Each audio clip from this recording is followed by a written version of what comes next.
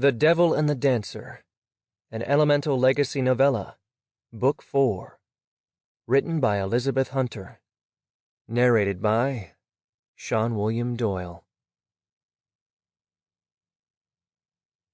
For David, my rock, I am so blessed to call you mine. 1.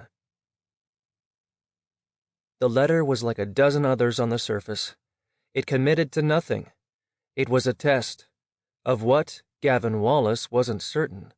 The writer of the letter corresponded with him regularly. They weren't friends. They never would be. But their connection couldn't be denied. It definitely could not be ignored.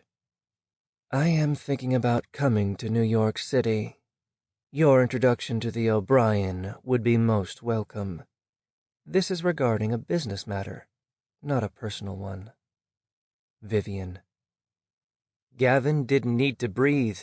No physical compulsion demanded it. He was a wind vampire who didn't need to inhale or exhale, except to smell the air and to speak. He could hold his breath for as long as necessary and not feel the effects. So the sigh that left his lungs was entirely one of habit. Vivian. Was it truly a business matter, or did she have an ulterior motive? It would be impossible to tell until he talked to her, but he suspected the latter. Vivian always had an ulterior motive. A laugh made him look up and across the bar. The smile that touched his lips was as much a habit as the sigh that had come before. The smile, however, was far more recent. Watching Chloe Reardon talk to the bar patrons was one of his favorite pastimes. He pretended to do paperwork, sort through letters, or read a magazine while he surreptitiously observed her chatting with a regular, polishing glasses, or advising one of the younger servers.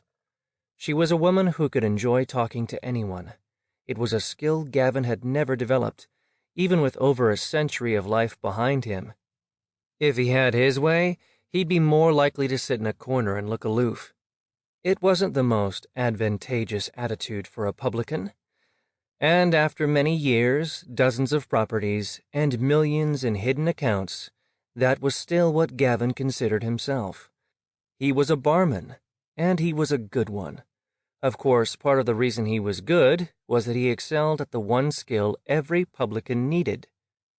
Gavin Wallace was a genius at reading people. He understood what they wanted, and he knew what to give them to get what he desired. Sometimes all a human or an immortal needed was the right drink and the right... Sample complete. Ready to continue?